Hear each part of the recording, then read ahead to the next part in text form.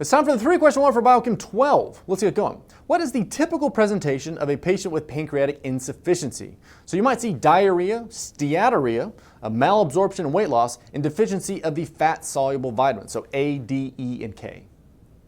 Next, what are the symptoms of serotonin syndrome? So you're going to see muscle rigidity, hyperthermia, and cardiovascular collapse due to autonomic instability.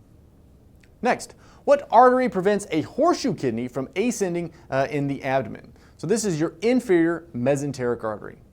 All right, that's it for the warm-up. Let's get to that lecture now. In this video, we're going to talk about starvation and malnutrition, or how our bodies generate energy when energy substrates are hard to come by. But first, since it's Take Your Child to Work Day here at DIT, I'd like to introduce my oldest son, Andrew.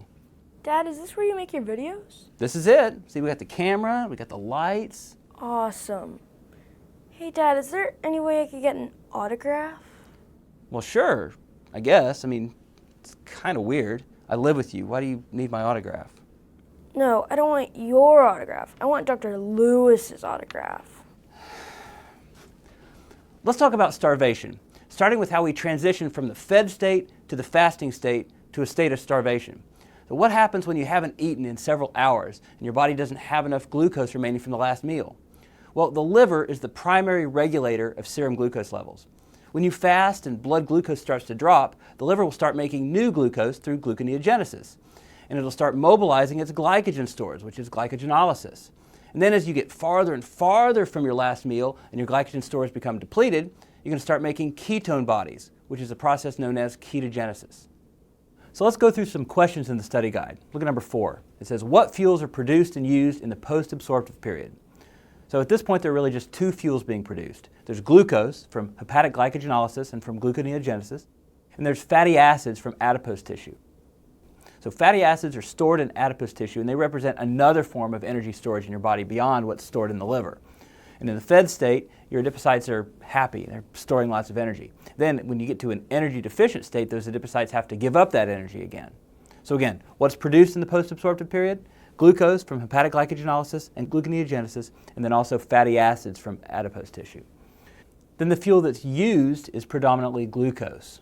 That's the go-to fuel for muscles and brain and other tissues.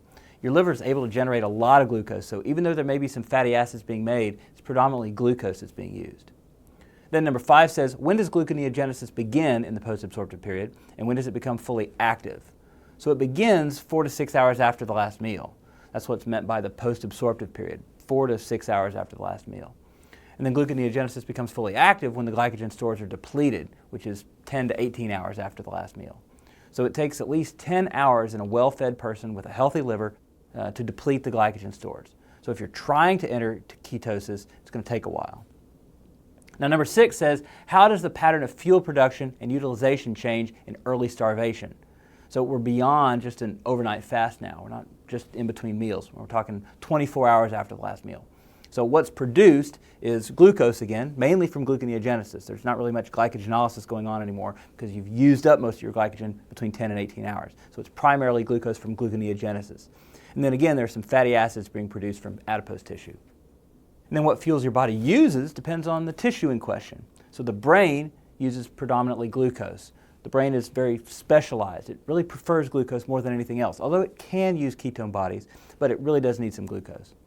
But then muscles and other tissues use glucose sometimes, but they predominantly use fatty acids. So the rest of the body is going to use a secondary energy source like fatty acids much more readily than the brain will. The brain, again, primarily needs glucose, but muscles and other tissues can use fatty acids when needed. Then number 7 says in intermediate starvation, so this is 48 hours after the last meal, how does the pattern of fuel production and utilization change? So now we're 2 days since the last meal. For fuel production, you still have glucose from gluconeogenesis. Your liver can still maintain that. You still have fatty acids from adipose tissue. Now you're calling on those fatty acid reserves a lot more. So in intermediate starvation, your adipocytes are becoming much more important. And then you also have ketone bodies from the liver. And then what fuels are used? So again, the brain uses predominantly glucose, but also some ketone bodies. And then the muscles and other tissues use predominantly fatty acids, but also ketone bodies. Now, we're dealing with 3 main energy substrates. We talked about glucose, fatty acids, and now ketone bodies. And again, that process of generating ketone bodies is called ketogenesis. So in the liver, Fatty acids and amino acids are metabolized into acetoacetate, which is a ketone body. And then you can use NADH to turn acetoacetate into another ketone body called beta-hydroxybutyrate. So you need to be able to recognize those two substances as the main ketone bodies, acetoacetate and beta-hydroxybutyrate. And then lots of different tissues in your body, like muscle and brain, can use those ketone bodies for energy when there's not enough glucose around. You should also know that the rate-limiting enzyme for ketone body synthesis is HMG-CoA synthase, not HMG-CoA reductase. That's the enzyme that's inhibited by statins. We're talking about HMG-CoA synthase here. And not only can acetoacetate be converted into beta-hydroxybutyrate using NADH, but acetoacetate can also spontaneously become acetone. So as acetoacetate becomes acetone, patients that are making ketone bodies are going to start to have a slightly fruity smell to their breath from all this acetone. So that's one of the things you might notice in a patient that's in diabetic ketoacidosis, that fruity smell. Then another important point to know is that when you test for ketones in the urine of a DKA patient, you're actually only testing for acetoacetate. The urine test for ketones does not test for beta-hydroxybutyrate. So when would you start generating ketone bodies? Well, it's basically whenever you break down so many fatty acids and make so much acetyl-CoA that the TCA cycle can't handle it all. So you're going to start making ketone bodies. Now, think about people who go on an extreme no-carb diet like the Atkins diet. They want to start burning fat. They want to start breaking down fatty acids. They're trying to become ketogenic.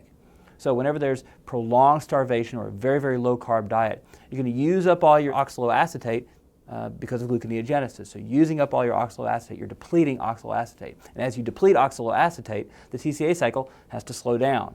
So you're redirecting TCA cycle metabolites toward gluconeogenesis.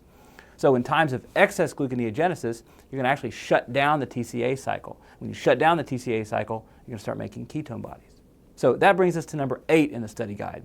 What metabolic scenario favors the synthesis of ketone bodies? It's when the production of acetyl-CoA from beta oxidation of fatty acids exceeds the oxidative capacity of the TCA cycle. And then number 9 says, true or false, ketone bodies can be used by all body tissues, including the brain. This is false. The brain can use ketone bodies, but red blood cells can only use glucose. So although the neurons of the brain prefer glucose, they can use ketone bodies, but red cells can only use glucose. Then, going back to our stepwise discussion of starvation, number 10 says, what's the pattern of fuel production and utilization in prolonged starvation? So not between meals, not overnight, not 48 hours. Now we're talking 5 days after the last meal. So what's being produced? Well, really, it's the same 3 things. You're still making glucose from hepatic gluconeogenesis.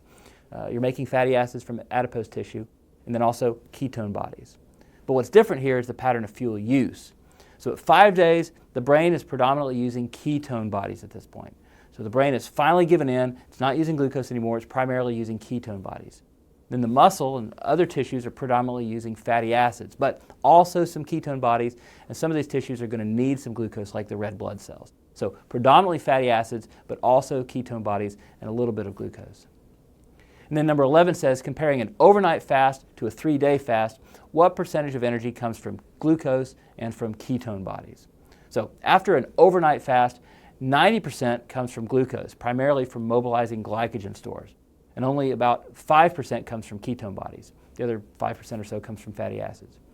And then after a 3-day fast, 60% comes from ketone bodies and only 40% comes from glucose, primarily from gluconeogenesis, again, because you've already burned through your glycogen stores. Let's also talk a little bit about ethanol, because ethanol also can be used as an energy substrate. So we looked at this pathway for the metabolism of ethanol back in the farm video on drug metabolism. We talked about the 2 enzymes that break down ethanol. You have alcohol dehydrogenase that converts ethanol to acetaldehyde, and then acetaldehyde dehydrogenase converts acetaldehyde to acetate. And that acetate can ultimately be used to make acetyl-CoA. We're going to come back and talk about why acetyl-CoA is such an important molecule in just a second. But the thing I want you to focus on here is the fact that both of these reactions generate NADH. So picture this, if you will. You knock back a couple of drinks on an empty stomach.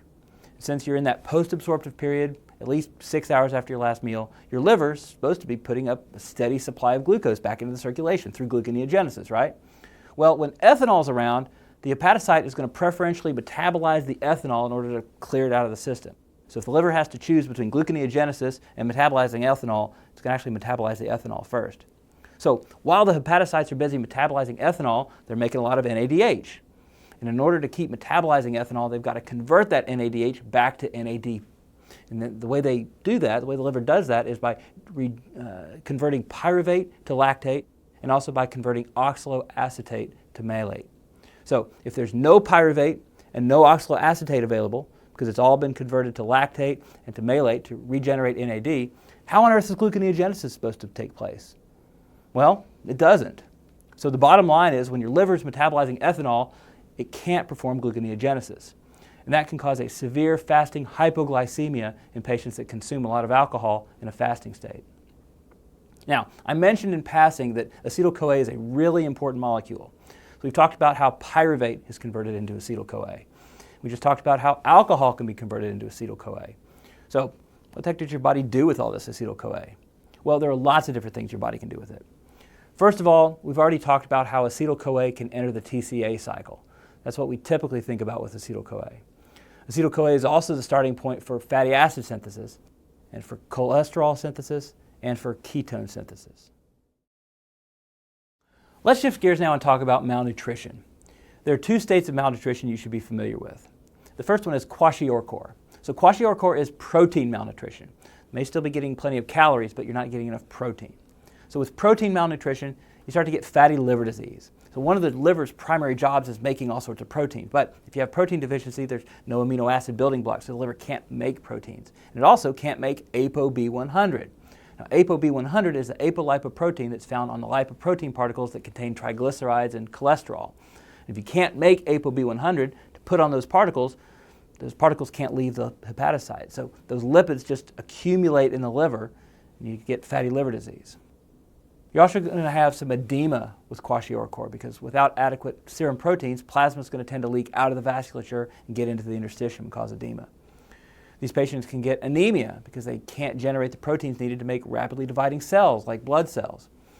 These patients get skin lesions, and they also get depigmentation of the skin and of the hair. So the skin is constantly sloughing off dead keratinocytes and generating new ones. So you need a lot of protein to maintain this constant regeneration. So without adequate protein, you're going to be prone to getting skin lesions.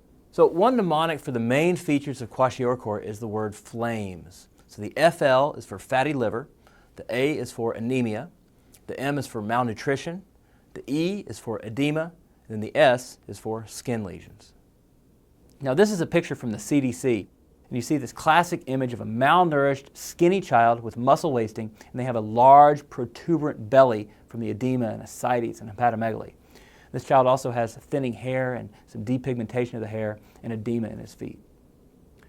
Then the other malnutritional state is marasmus. Marasmus is a total energy malnutrition. So kwashiorkor is a protein malnutrition, but marasmus is a total energy malnutrition. It's not just protein that's missing. It's protein, it's fat, carbohydrates. Everything is deficient in the diet of a patient with marasmus. So marasmus results in muscle wasting, subcutaneous fat loss. Now, what if you have a patient with marasmus that suddenly starts eating again? Maybe a patient that's been on a 10-day fast and starts to eat again, or he was stranded on a desert island like Castaway or Gilligan's Island or something for an entire week. And then he's rescued and he can start eating again. What might happen in this scenario is something called refeeding syndrome. Refeeding syndrome can take place in a person who's had negligible nutrient intake for at least 5 days. So during a fasting state, your body has to maintain osmotic balance in the blood. This means that the cells have to unload things like potassium and phosphates into the blood. They're sacrificing their electrolytes and things into the blood. And basically that results in the cells becoming intracellularly depleted. And then what do we say was the primary energy substrate during a prolonged fast or a period of prolonged starvation? It's the conversion of fat to ketones. There's a little bit of gluconeogenesis going on, but your body's trying to conserve that protein and muscle tissue as best as it can. So it's going to sacrifice the fat tissue before it sacrifices the protein tissue as much as possible. Then when the patient is suddenly able to eat, and all of a sudden there's glucose and fats and protein available, all the cells start to say, hooray, we've got nutrients. And the body starts taking up all these nutrients from the blood and taking up potassium and magnesium and phosphate, all those things that they've been donating and they've become deficient in. Now they're able to scoop them all up. So in refeeding syndrome, as the cells start to pull nutrients from the blood, you get a drop in serum levels of magnesium and phosphate and potassium in particular. And that drop of magnesium and phosphate and potassium can cause arrhythmias and it can cause neurological problems. So when you feed someone after a prolonged fast, you need to kind of start low and go slow and monitor their electrolytes very, very closely. The other thing is that during this process of refeeding, there's going to be an overall depletion of ATP as cells phosphorylate things in order to trap them inside the cells. So as all those cells start to bring in glucose, they're going to phosphorylate the glucose, and that uses up ATP. So the cells may end up with an overall depletion of ATP, and that's a problem.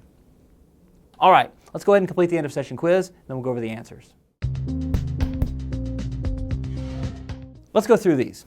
First question, what's the primary energy source in a patient that has not eaten in 2 days? It's fatty acids. Next, what's the rate-limiting enzyme in ketone body synthesis? It's HMG-CoA synthase.